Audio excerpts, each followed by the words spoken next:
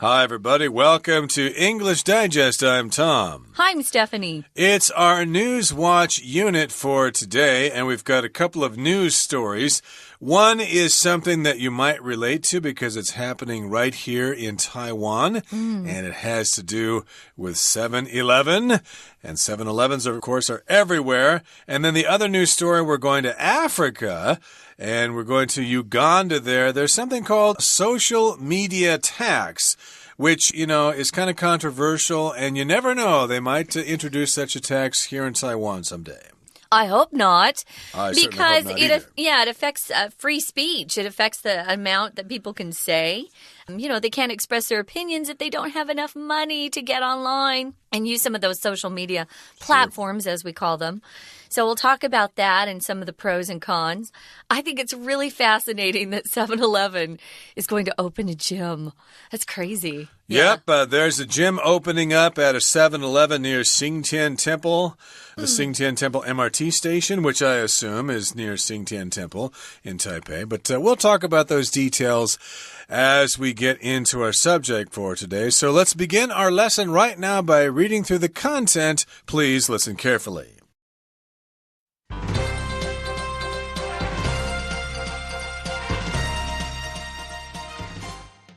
7-Eleven opens gym in Taiwan. A 7-Eleven convenience store in Taiwan is set to introduce a new service. In June 2018, the company announced plans to open a 7-Eleven gym, Being Fit, located above a store close to Xingdian Temple MRT station in Taipei. Unlike the store, the gym won't be open all day. Its hours will be from 6 a.m. to midnight. However, it will be fully equipped with machines and free weights, and will offer exercise classes such as Pilates, yoga, and TRX. The gym will also have showers stocked with shampoo and other necessities. The gym is just one of several recent store innovations introduced by 7-Eleven. Another store in Taipei is fully automated and operates without staff, while still another in Banqiao offers a beauty service. However, 7-Eleven can't claim to be pioneering the gym idea. In Japan, Family Mart already announced plans to open a number of gyms in its stores. It's also planning to install laundry machines. Both companies seem set to diversify the types of services their convenience stores have to offer. Uganda introduces social media tax. Uganda's government introduced a new tax on social media on July 1st, 2018. The tax, which charges people 200 Ugandan shillings, about 1.5 NT dollars per day, applies to sites and apps such as Facebook, Line, WeChat, and more. According to the government, the money raised will be used to pay for electricity, education, and medical care for the country's poor. However, critics of the new tax claim it targets the poor as well as restricts freedom of speech. Furthermore, they say it will be hard to enforce as it's unclear how social media users will be identified. Ugandan President Yoweri Museveni is a key figure behind the new tax. He has said that in addition to raising money, it will help cope with the consequences of gossip. Museveni has also made negative comments about social media users, and during the presidential election of 2016, access to most platforms was blocked. He claimed this was to stop the spread of lies. It remains to be seen whether Uganda will be able to successfully implement the new tax law. Let's start with our first news story, guys. 7-Eleven opens gym in Taiwan. As we've said probably in the past several times, I'll repeat it because it's a good reminder. Okay. Anytime you have a title to a newspaper story, it's called a headline. And those headlines usually aren't complete sentences. So sometimes they'll be missing, articles, definite articles like the, or even general articles. The indefinite, as we say, an.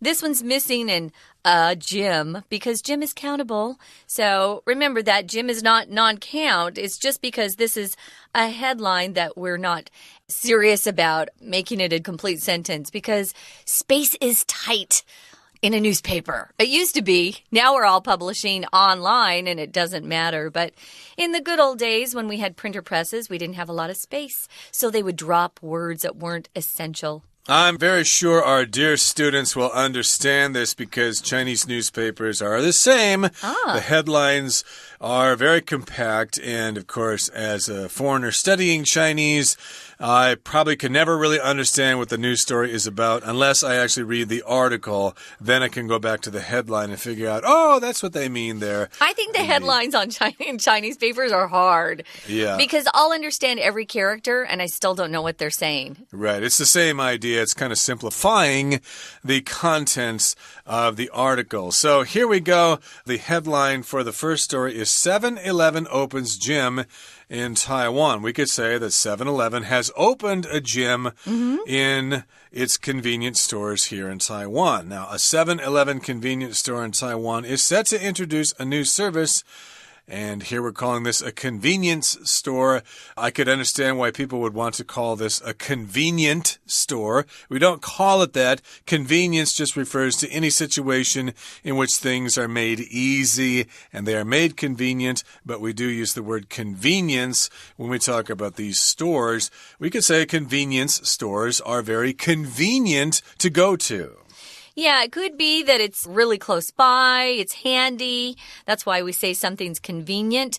But please do not call those stores convenient stores, which I've seen quite often in Taiwan. You want to use the noun convenience store, and that convenience turns into an adjective if it precedes that noun store. But they're very convenient here in Taiwan, which I love. So anytime you have something that has the quality of being really useful, easy, maybe suitable, you can use that adjective convenient. I just want to note, though, it's kind of weird. The British actually use convenience, the noun, as a way to talk about a public restroom, a public toilet. We do not do that in America, but if you hear it used that way, that's what they're doing. So they're set to introduce a new service, kind of putting a gym into the 7-Eleven, and they're calling that new gym Being Fit, where being is all caps. So being fit. Getting fit is very popular these days. I see a lot of new gyms, not the ones at 7-Eleven, but new gyms in my neighborhood that are opening, smaller places, not the big, huge, like World Gym that I belong to, but lots of smaller gyms in the neighborhood, very popular. It makes sense, especially in the big cities where people live in smaller apartments and it's not convenient to work out there. I work out at home myself. I kind of live in a multi-story building or something like that, so I can set up a gym on the first floor without disturbing the neighbors. But yes, indeed, these gyms are quite popular. And now 7-Eleven is getting on the bandwagon, and this particular gym will be located above a store close to Xingtian Temple MRT station. Now, unlike the store, the gym won't be open all day. Its hours will be from 6 a.m. to midnight. And this does happen in some 7-Elevens. They have a separate area where people can sit at tables and eat microwave food or something like that, or drinks and stuff like that. And that area isn't open 24 hours a day. So this gym is not 24 hours a day. It's only from 6 to midnight, which is a lot. That's 18 hours, okay? And who's going to work out at 1 a.m. anyway? And however, it says it will be fully equipped with machines and free weights and will offer exercise classes such as Pilates, yoga, and TRX. Now, I don't really go to the gym that often. I haven't really gone to a gym since I was in university, but I'm assuming the machines are those weight machines where there's a little piece of metal that you stick in a slot to determine how heavy it is, and you can do push-ups or pull-ups or all sorts of things on those machines. And then free weights are like dumbbells, right? And barbells, yeah, that's true. So they've got the weight machines. Maybe, I know, Jim, they have matrix machines, but a very popular brand that Tom probably has heard of is Nautilus equipment. Yeah, that rings a bell. Yeah. I also have some free weights at home. I have some dumbbells that I use. And also, I just bought a kettlebell too. So you can buy free weights where you can change the way you lift. You can maybe use it on your arms one day, your back the next, your legs the next.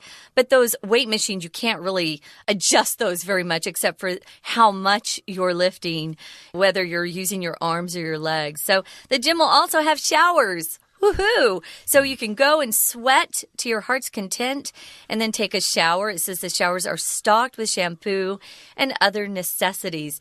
Necessities is a word we use to talk about things we need, life's necessities. Food, electricity, a home, a place to live. Those are necessities. Everyone has a different definition of necessities. For me, a very important necessity is air conditioning because I don't like to be hot. But if you're stocked with something, it means that sort of thing is being supplied. So you'll find shampoo there. You're probably going to find some towels as well, which they usually offer at gyms like that I go to. Before we move on, though, I wanted to mention Tom used a great phrase that's really kind of cool, but I wanted to define it in case people don't know what it is. Okay. If you jump on the bandwagon or you get on the bandwagon, it just means you're joining a trend that's kind of popular, so you're not left behind. You want to be cool, so you're going to jump on the bandwagon. You go along with the crowd. So it is a popular thing these days to open a gym or to join a gym. Everyone's doing it. Except me, I'm content to work out at home. I've got a trampoline, a rebounder, free weights, and exercise bicycle, so I'm a happy boy there. But in any case here, the gym is just one of several recent store innovations introduced by 7-Eleven. They're coming up with new ideas all the time. True. Of course, I don't know, maybe about 5-10 years ago, they had those machines in there where you could pay your bills and stuff like that. And later on, they started adding tables and chairs so people could hang out there and chat with their friends and stuff like that. And that's an innovation, which is something new that no one's done before. Another store in Taipei is fully automated, which means it's totally automatic and operates without staff. There'll be no clerks there. And then another one in Banqiao offers a beauty service. I guess you can get yourself a haircut if you stop in at the one at Banqiao. However, 7-Eleven can't claim to be pioneering the gym idea. So here we've got the word pioneer as a verb. That just means you're the first one to do something. And I guess someone else came up with this idea before they. Family Mart already announced plans to open a number of gyms in its stores. I'm assuming that's in Japan, so Family Mart has already come up with that idea in Japan, but I guess 7-Eleven beats them to the punch here in Taiwan. Cool. Pioneer can also be used as a noun. It's a person or a group of people that go to a new area of the world. No one ever has been there before. The pioneers. We had pioneers in America that moved from the East Coast to the West, and they settled the West, which was kind of scary back then. But here, of course, it's a verb, and it's a kind of a cool use. So try using that to pioneer something, to be the first person to try it. They're also planning to install laundry machines in 7-Eleven. So it's just going to be kind of like a home away from your home if you can go do your laundry there too. To install means to fix some equipment, put it in position so it's ready to be used. We use it for equipment usually that we can't install ourselves, but not always. You call the telephone company, they'll come out and install a phone line. Maybe you have a new refrigerator that you have installed. Just things like that. The air conditioner was installed in my home by a professional. I was just not able to do it. So we use it that way. Now, both companies seem set to diversify. We're talking about Family Mart and 7-Eleven. If you diversify, you change things up so they're not all the same. You have a variety of things. They want to diversify the types of services their stores have to offer. So stay tuned. You're going to see some more stuff. Right now, though, we're out of time. We're going to listen to our Chinese teacher, and then we'll be back to talk about our next story. Hi everyone, my name is Jenny. 今天我们要来看新闻。好，这是第6单元。那今天的新闻内容这2则蛮有趣的。第一则我们来看看大家熟悉的 7-Eleven。小七现在要开 gym。我们看一下 gym 这个字 gym 它的原字是 gymnasium 后面很长就是 gymnasium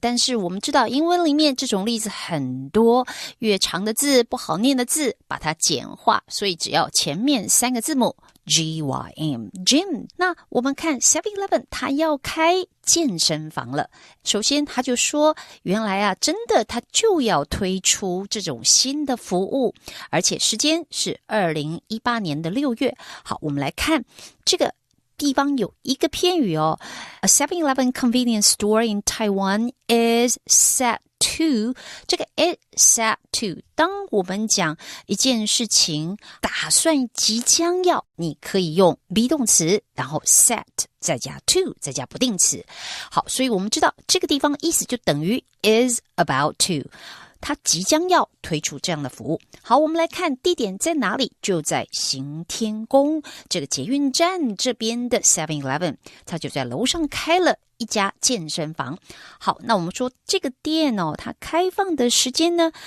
它不是像 7-Eleven 一样24小时它的开放时间它用It's hours 我们常说 hours 1小时2小时这个大家都知道可是我们有时候提到 open hours office hours 表示办公室办公时间它开放的时间就是用这个字 hours 那所以它的开放时间早上6点到半夜12点好那这边提到里面有的器材他说到有一种是 free weights 我们稍微注意一下这个 free weights 指的到底是什么 weight 当名词来看是它的器材所谓自由重量器材讲的是哪些呢就是我们在健身房里面举哑铃啦杠铃啦这种东西它是不限制你的距离角度方向所以说这种我们叫它 free weights 这样子的器材在里头而且配备齐全哦他说到这间健身房其实只是他的商店创新其中的一项还有别的当我们列举事情的时候 one 一个再讲第二个的时候 another 不止2个有第3个的时候你说 still another 当然这个 still another 通常就表示你不想再说了所以往下看就会看到这个结构 one, another, still another 好此外我们再注意到其实在日本全家便利商店它就有宣布了好我们来看看这句话 Family Mart 我们知道是 Seven 的敌手这个全家便利商店它已经开设了一些健身房提到一些 a number of 注意到这个片语加的是可数复数名词表示一些We're going to take a quick break. Stay tuned. We'll be right back.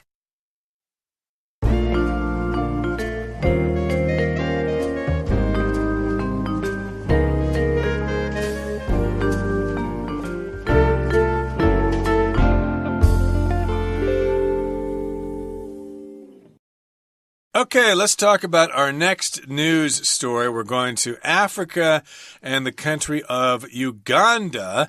Uganda introduces social media tax, which is interesting because social media, of course, is quite popular here in Taiwan with Facebook, Instagram, Line, etc., etc. Just ways to contact other people, send messages, send stickers, send pictures, send videos, etc., etc. And I guess in Uganda, they're going to have a tax on that. So that's pretty alarming to me, but in any case here, Uganda's government introduced a new tax on social media in July of this year, on July 1st, 2018. And the tax, which charges people 200 Ugandan shillings, which is about 1.5 NT dollars per day, applies to sites and apps such as Facebook, Line, WeChat, and many other ones. So indeed, I guess if you use these social media websites in Uganda, you might have to pay a tax for that. To me, that goes against free speech, but they may have their reasons. I'm not quite sure what they are. We'll find out in a second. I think they're trying to shut down free speech. I would say they're probably trying to control things like they do in North Korea. It's kind of hard, too, because the poor already have a hard time just, getting by with the necessities. Remember, we talked about that word, necessities. And now, if they want to use social media, they have to pay extra. Not good. According to the government there in Uganda, The money raised will be used to pay for electricity, education, and medical care for the country's poor. So even though they're putting this tax, they're saying, oh, but we want to use it to help people. Yeah, sure. So they are going to use that tax to help pay for the poor. Medical is a word we use when we're talking about things related to medicine, medical. So for example, I have a friend who is a doctor. We call her Dr. Willoughby, but she's not a medical doctor. She's a PhD, right? Okay. So sometimes to make the difference, we'll say, oh, he's a medical doctor. Because in America, at least, we call them all doctors, whether they're a professor or a doctor who practices medicine in a hospital. And to differentiate, to tell the difference between the two, we'll say, not a medical doctor, yes, a medical doctor. They get more respect, and they should. Indeed, but this is to help pay for electricity and education and medical care for poor people in Uganda. At least that's according to the government. Who knows? Maybe that's what it really is for. However, critics of the new tax claim it targets the poor as well as restricts freedom of speech. So people who are criticizing this tax say, hey, it actually targets the poor. In other words, the poor are the ones who have to suffer for this. Rich people, oh, tax, so that's no big deal. We'll go ahead and pay it.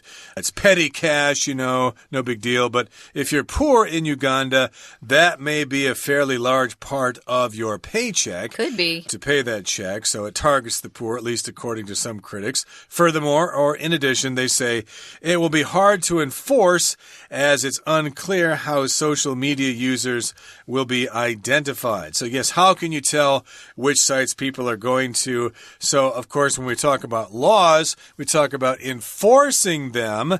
Like if the government has speed limits, you can't travel through this tunnel faster than 50 kilometers per hour. But you need to have the police there, or you need to have cameras to enforce it. Otherwise, people are just going to ignore the law. Yeah, I mean, we have a lot of places here in Taiwan where there's free Wi-Fi set up. There's no way they could actually, follow that, measure what people are using, and then tax people according to their usage. It's interesting.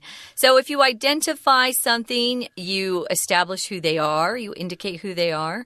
So we'll see what happens, whether they're able to actually enforce this rather bad law, I would say. It not only targets the poor, it restricts freedom of speech, which in our next paragraph, we're going to find out that's exactly why they're doing it. Ugandan, and that's the adjective form for anyone or something from the country of Uganda. Ugandan. We've got a president, Yoweri Museveni. How did you say his name? Museveni, that's Museveni? what I went through. Yeah. We haven't talked to him. We're not sure how he pronounces it exactly, but he's a key figure. He's one of the important people behind the new tax. Sounds like he had a hand in coming up with this idea and then trying to implement it.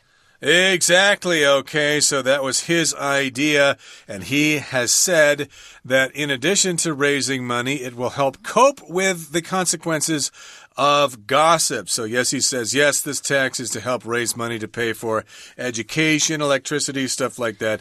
But here he wants it to cope with gossip, to cope with, you could also say, to deal with the consequences of gossip.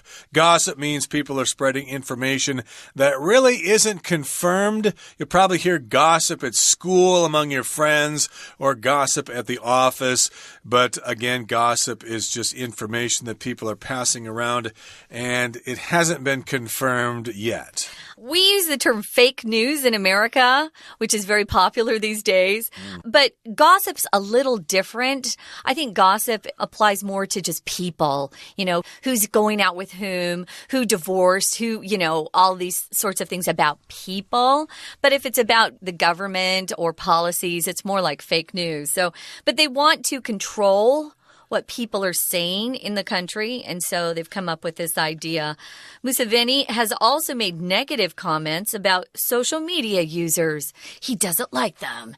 And during the presidential election of 2016, Access to most platforms were blocked. See, he doesn't want you to get your hands on information. Access to something means you have the opportunity or the means to get somewhere. Maybe it's a place or maybe it's using something. We use access to talk about the internet, though. I don't have access to the internet. On Sunday night, I suddenly lost my Wi-Fi. Oh, no. It was gone for about an hour. Sometimes this happens in my neighborhood.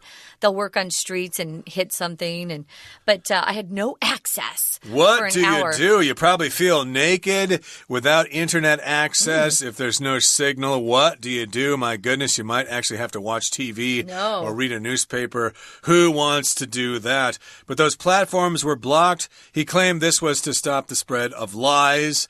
He was trying to control information, of course, there, and it remains to be seen. We're just not sure what's going to happen, whether Uganda will be able to successfully implement the new tax law. I think it would be interesting to keep track of that news there, because you might see this happening in other places, especially when governments or leaders want to control the flow of information. Okay, that brings us to the end of our explanation. Let's turn things over now to our Chinese teacher. 好，我们继续来看，除了小七的新闻之外，还有第二则，这个是在谈社群媒体税。什么叫做 social media tax 呢？原来在非洲有一个国家，它叫做乌干达。这个国家呢，它到底发生了什么事？原来它在7月1号的时候决定要收这个税。这个 social media tax 想当然尔，就是说如果你有用社群网站，像 Facebook、像 Line、像 WeChat 等等，这种都适用。好，适用这个片语 apply to， 当然我们知道 apply 有2种解释，一种解释是申请，另外一种解释是应用适用于，这个地方就表示它适用于这些 social media websites， 所谓的社群网站。我们再继续往下看，就提到了那收了税到底要做什么？当然，乌干达政府的意思是说，他会来帮国内贫穷的百姓们支付电力啦、教育啦，或者是医疗照顾。不过，这样的说法当然就一定会有人批评。批评是怎么说的呢？他说it targets the poor。好 ，target 本来就代表目标，但是你把它当动词，就是以什么为目标，所以他是把穷人当目标，然后呢，后面又接着 as well as restricts freedom of speech。 除了把穷人当目标之外，它也限制了言论自由。我们注意一下 as well as 也算是一个连接词的片语哦，它后面呢要接一个名词，但是我们晓得这个片语有时候就相当于 in addition to， 意思就是说后面之外，这个之外还有前者。往往你用这个片语的时候会注意到它重点是前面提的东西，那所以你往下读到第2段的时候就会注意到它也用了一个 in addition to。 像在这个地方这句话里面他说他除了募款之外，这个乌干达总统他说他还可以帮助解决流言蜚语的后果。好，我们看到 it will help cope with the consequences of gossip as well as raising money。 好，我们讲解就到这边结束，我们下次见。That's it for today. Thank you so much for joining us, and here's hoping that all of your news is fantastic news. From all of us here at English Digest, I'm Tom. I'm Stephanie. Bye. Bye.